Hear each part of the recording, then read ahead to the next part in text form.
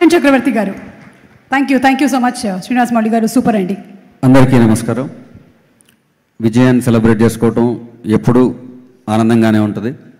So అటువంటి మరొక విజయంలో నేను భాగస్వామిని అవ్వటం నిజంగా చాలా ఆనందంగా ఉంది. ముఖ్యంగా ఈ సినిమా దగ్గరికి వచ్చేటప్పటికి నేను ఉండిపో అని రాశాను. మీరందరూ గుండెల్లో ఉంచేసుకున్నారు ఈ పాటని, ఈ సినిమాని. Really very happy for that.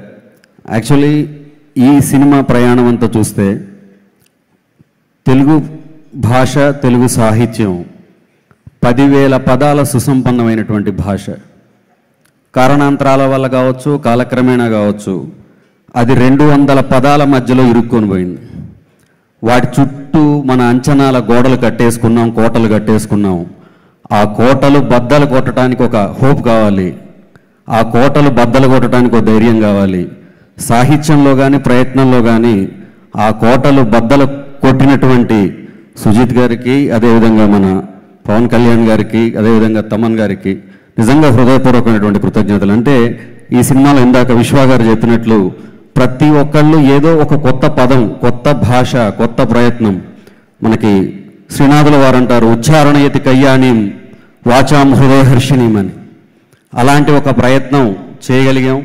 ఈ సినిమాలో మీరందరూ ఇచ్చినటువంటి ఆదరణ, ముఖ్యంగా తమన్ గారు ఇచ్చినటువంటి అద్భుతమైనటువంటి ట్యూన్స్, ఆ తర్వాత మేము చేసినటువంటి ప్రయత్నాన్ని మీరు ఎంతగా ఆదరించినందుకు అందరికీ హృదయపూర్వకమైనటువంటి ధన్యవాదాలు మరొకసారి తెలియజేసుకుంటా ఉన్నాం.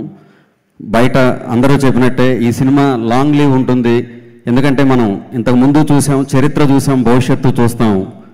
కళ్యాణ్ గారు నిలబెట్టాలి అనుకుంటే తుఫాను కూడా కోల్చలేదు, ఆయన తగలబెట్టాలి అనుకుంటే సముద్రం కూడా ఆర్పలేదు. అది చూసాం మనం. డెఫినెట్గా చాలామందికి అచీవ్మెంట్స్కి ఫ్యాన్స్ ఉంటారు, వ్యక్తిత్వానికి ఫ్యాన్స్ చాలా తక్కువ మందికి ఉంటారు.